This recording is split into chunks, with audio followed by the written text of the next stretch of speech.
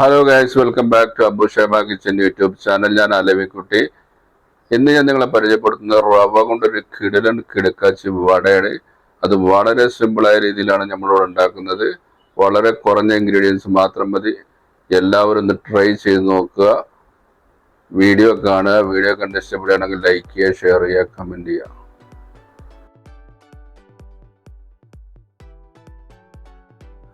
അപ്പോൾ ഒരു പാത്രം എടുത്ത് അടുപ്പത്ത് വെച്ചിട്ടുണ്ട്. അതിലേക്ക് ഓയിൽ ഒഴിച്ചു കൊടുത്ത് ചൂടായി വരുമ്പോൾ സ്പൂണ് കടുക്, ഒരു സ്പൂൺ മുളക്, പച്ചമുളക് അരിഞ്ഞാണ്, ഇഞ്ചി, അതുപോലെ തന്നെ ഒരു പിടി മല്ലിച്ചപ്പ്, കറിവേപ്പിൻ്റെ ഇല, അതുപോലെ തന്നെ ഒരു സ്പൂണ് മഞ്ഞൾപ്പൊടി എല്ലാം കൂടെ ചേർത്ത് നന്നായി വഴറ്റിയെടുക്കുക.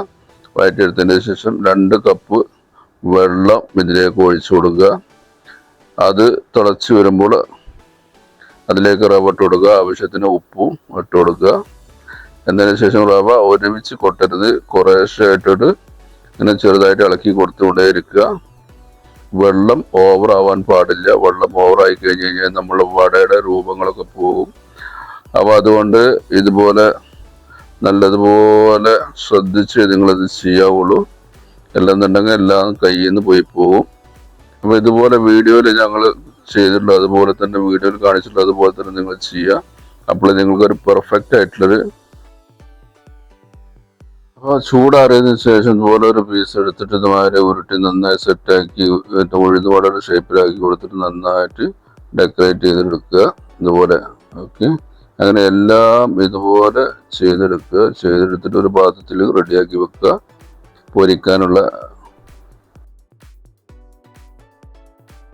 ഒരു ചീനച്ചട്ടി എടുത്ത് അടുപ്പത്ത് വെച്ചിട്ട് അതിലേക്ക് ഓയിൽ ഒഴിച്ചു കൊടുത്തിട്ട് നന്നായി ചൂടാക്കുക. എന്നതിന് ശേഷം തീ കുറച്ച് വെക്കുക.